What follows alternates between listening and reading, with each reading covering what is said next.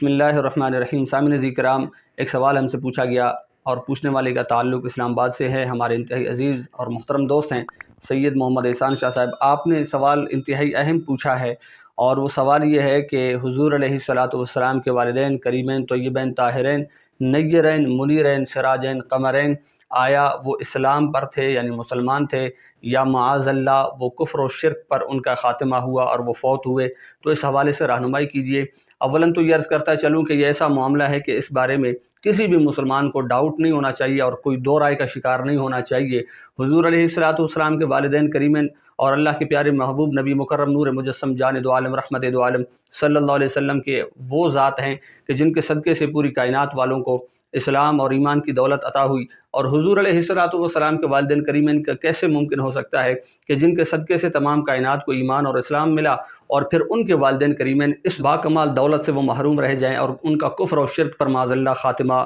ہو جائے اور وہ فوت ہو جائیں؟ ایسا ممکن بھی نہیں ہے۔ اور قرآن پاک کی بے شمار آیات اور احادیث بینات کے جن سے ہمارے بزرگوں نے اور اسلاف نے اور بزرگان دین نے حضور علیہ الصلاۃ والسلام کے والدین کریمین جو ہیں ان کے ایمان کو ثابت کیا ہے، سر فہرست جلال العلم امام جلال الدین سیوطی رحمۃ اللہ تعالیٰ علیہ، جنہوں نے کثیر تعداد کے اندر باقاعدہ حضور علیہ الصلاۃ والسلام کے والدین کریمین رضوان اللہ تعالیٰ علیہما کے ایمان کے اس بات پر کئی سارے رسائل اور کئی سارے کتب جو ہیں انہوں نے تحریر فرمائی۔ اور پھر اسی طرح میں عرض کرتا چلوں، سورہ بنی اسرائیل کی آیت نمبر 24 کے اندر اللہ پاک نے حضور علیہ الصلاۃ والسلام کو مخاطب کر کے حکم فرمایا کہ وَقُلْ رَبِّ ارْحَمْهُمَا كَمَا رَبَّيَانِي صَغِيرًا۔ اور یہ ذہن میں رکھیے کہ قرآن پاک کے سب سے بڑے عالم، سب سے بڑے عامل اور اللہ تعالیٰ کے خطاب دل نشین کے سب سے پہلے مخاطب رسول اللہ صلی اللہ علیہ وسلم کی ذات ہے۔ تو اللہ تعالیٰ نے قرآن پاک کے اندر اپنے پیارے محبوب علیہ الصلاۃ والسلام کو واحد کا صیغہ اور مخاطب کا صیغہ استعمال کرتے ہوئے رب نے ارشاد فرمایا قُلْ رَبِّ ارْحَمْهُمَا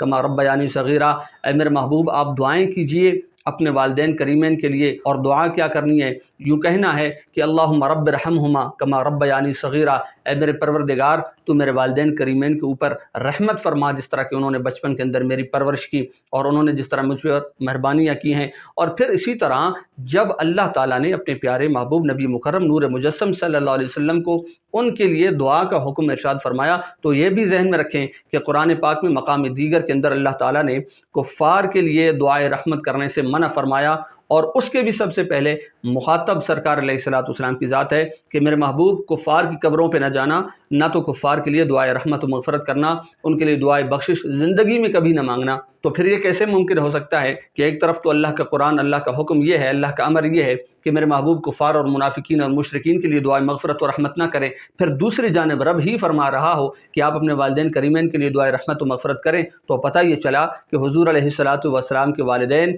ایمان اسلام کی دولت سے مالا مال تھے اور اللہ تعالیٰ کے برگزیدہ چنیدہ اور خاص بندے تھے۔ اسی وجہ سے اللہ تعالیٰ نے اپنے پیارے محبوب علیہ الصلاۃ والسلام کو حکم فرمایا کہ اپنے والدین کریمین سراجین قمرین نیرین منیرین ان کے لیے دعائے رحمت اور مغفرت کیا کریں۔ اور پھر یہ بھی ذہن میں رکھیں ان کے چنیدہ اور برگزیدہ ہونے کی اور مقبول بارگاہ الہی ہونے کی سب سے بڑی علامت اس سے بڑی اور کیا ہونی چاہیے کہ وہ والدین مصطفیٰ کریم علیہ الصلاۃ والسلام ہیں، وہ میرے اور آپ کے پیارے محبوب نبی مکرم نور مجسم جان دو عالم رحمت دو عالم صلی اللہ تعالیٰ علیہ وآلہ وسلم کے والدین کریمین ہیں۔ ایک بات آپ مجھے بتائیں کہ قرآن پاک کے اندر اللہ تعالیٰ نے ارشاد فرمایا، سورۃ الاحزاب کی آیت نمبر 57 ہے، فرمایا کہ ان الذین یؤذون اللہ ورسولہ لعنہم اللہ فی الدنیا والآخرہ واعد لہم عذابا مہینا، کہ بے شک وہ جنہوں نے ایذا یعنی تکلیف پہنچائی اللہ اور اس کے رسول صلی اللہ علیہ وسلم کو، تو یہ وہی لوگ ہیں کہ اللہ تعالیٰ نے دنیا کے اندر ان کے اوپر لعنت فرمائی ہوئی ہے اور ان کے لیے دردناک عذاب تیار کر رکھا ہے اور رسوائی والا عذاب تیار کر رکھا ہے۔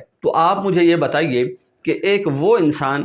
کہ آج ہم دیکھیں اپنے معاشرے کے اندر ایک عام مثال میں آپ کو عرض کرتا ہوں، اس مثال سے آپ بخوبی انشاءاللہ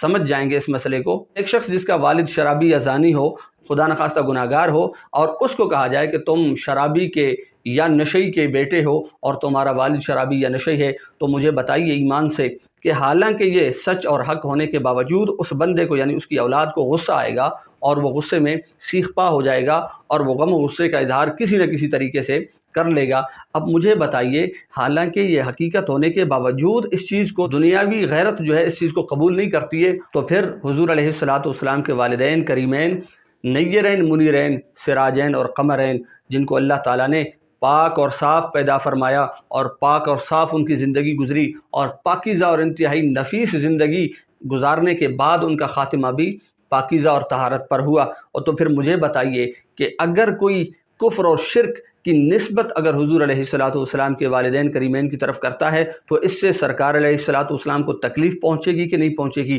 اور حضور علیہ السلام کو تکلیف پہنچنے کے ساتھ تو تکلیف پہنچنے کی وجہ سے اللہ تعالیٰ کو تکلیف پہنچے گی کہ نہیں پہنچے گی۔ میں آپ سے پوچھنا چاہتا ہوں کہ حضور علیہ السلام کے والدین کریمین کس طرح کفر اور شرک پہ مر سکتے ہیں، فوت ہو سکتے ہیں، کہ وہ انسان کہ جس کے والدین حالانکہ گناہ گار ہیں، شرابی ہیں، نشئی ہیں، تو وہ اس چیز کو قبول نہیں کرتا، تو پھر حضور علیہ السلام کے والدین کی طرف کفر و شرک کی نسبت کرنا یہ کہاں کا انصاف ہے؟ اور پھر شراب پینا یا نشہ کرنا یا خدا نخواستہ کوئی بھی گناہ کرنا، رشوت اور سود خوری، اس کے علاوہ جتنے بھی گناہ ہیں یہ سارے ہیں تو گناہ ہی، لیکن شرک کے اعتبار گناہ میں درجے سے کم ہیں، کیونکہ کفر و شرک کے بارے تو اللہ نے فرمایا ان شرک لظلم عظیم، بے شک شرک تو بڑا گناہ ہے، اس سے بڑا گناہ کائنات میں نہیں ہے۔ حضور علیہ السلام کی غیرت و حمیت کے مقابلے ایک عام انسان کی کیا غیرت و حمیت ہو سکتی ہے؟ حضور علیہ السلام کے والدین کریمین کے مقام اور درجہ کے مطابق کسی بھی انسان کے والدین کا کیا مقام اور مرتبہ ہو سکتا ہے؟ پھر جب تم اس بات کو گوارا نہیں کرتے ہو، اس بات کو برداشت نہیں کر سکتے ہو، اس بات کو تمہاری غیرت قبول نہیں کرتی ہے، تو پھر یہ بات اور اس سے بھی بلکہ بڑی بات حضور علیہ السلام کے والدین کریمین کی طرف کرنا الامان والحفیظ العیاذ باللہ۔ بلکہ میں تو ان کے لیے یوں کہوں گا کہ صدقہ تم پہ ہو دل و جان آمنہ، صدقہ تم پہ ہو دل و جان آمنہ، تم نے بخشا ہم کو ایمان آمنہ، جو ملا ہے جس کو ملا ہے تم سے ملا ہے، جو ملا ہے جس کو ملا ہے تم سے ملا ہے، دین و ایمان علم و عرفان آمنہ، یعنی ہمیں تو جو کچھ ملا ہمیں تو انہی کے صدقے سے ملا ہے، ہمیں تو ان کے وسیلے سے ملا ہے، ہمیں تو ان کے توسط سے ملا ہے۔ اور پھر اسی وجہ سے میں کہنا چاہوں گا وہ احباب، وہ حجاج کرام، وہ عشاقان رسول صلی اللہ علیہ وسلم جو اس وقت حرمین شریفین طیبین طاہرین جا رہے ہیں، اپنا یہیں سے ارادہ کر لیں کہ ہم نے وہاں جا کر ایک مرتبہ حضرت آمنہ طیبہ طاہرہ سلام اللہ علیہا ورضوان اللہ تعالی علیہا کے مزار پر انوار کے اوپر لازمی حاضری دینی ہے اور ان کے وسیلے سے دعا بھی مانگنی ہے کہ اللہ پاک ان کے صدقے سے ہماری اس حاضری کو، ہمارے اس حج کو، ہمارے اس عمروں کو، ہماری ان ارکان کی ادائیگی کو اپنی بارگاہ میں شرف قبولیت عطا فرمائے۔ جو ملا جس کو ملا تم سے ملا، دین و ایمان علم و عرفان آمنہ، کل جہاں کی مائیں ہو تم پہ فدا، ہماری مائیں آپ پر فدا، ہماری اولادیں آپ پر فدا، ہمارے جان مال عزت آبرو سب حضرت آمنہ سلام اللہ علیہا کی ذات پر فدا۔ بلکہ میں یوں کہوں گا جہاں آپ نے قدم رکھا، قدم رکھنے سے مٹی کے ذرے جو آپ کے قدم کو بوسہ دے رہے ہیں، مٹی کے ذرے جنہوں نے آپ کے قدموں کو، آپ کی نالین کو بوسہ دیا، ان ذروں پہ ہمارے ماں باپ فدا، ہماری جان ہماری اولاد فدا، کل جہاں کی مائیں ہوں تم پر فدا، تم محمد کی بنی ماں آمنہ۔ اس سے بڑھ کر شان اور حضرت آمنہ سلام اللہ علیہا ورضی اللہ تعالیٰ عنہ کی کیا ہونی چاہیے کہ وہ آپ کے اور میرے پیارے نبی جان دو عالم، رحمت دو عالم، نور مجسم، شفیع معظم، فخر آدم و بنی آدم جناب محمد رسول اللہ صلی اللہ تعالیٰ علیہ وآلہ وسلم کی ماں بنی، آپ کی والدہ بنی، اس سے بڑھ کر آپ کی شان اور کیا ہونی چاہیے۔ اختتامی کلمات پہ میں یہ بھی عرض کرتا چلوں گا، وہ دوست جنہوں نے ہمیں بارہا کانٹیکٹ کیا اس مختصر سے دورانیے کے اندر کہ ہمارے جب ویڈیوز آنا بند ہو گئی تھی، اس کی ایک وجہ تھی الحمدللہ ایک مرتبہ پھر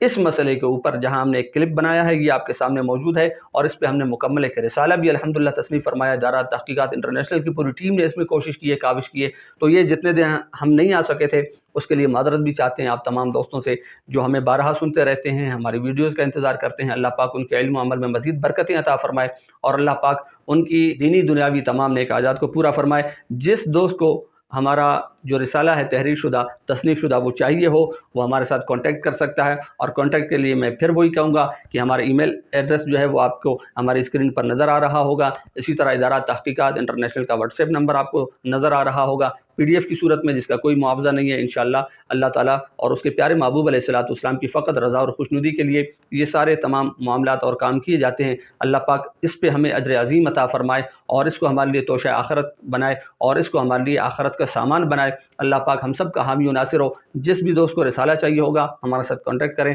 رابطہ کریں، انشاءاللہ رسالہ آپ کو PDF کی صورت میں واٹس ایپ پر یا ای میل کے ذریعے آپ کو بھیج دیا جائے گا۔ اللہ پاک ہمیں دین کی سمجھ و فہم عطا فرمائے، اور روز محشر بھی حضور علیہ الصلوۃ والسلام کے والدین کریمین کے صدقے سے اللہ پاک ہمیں جہنم سے آزاد فرما کر جنت میں ہمارا داخلہ فرمائے، آمین بجاہ سید المرسلین۔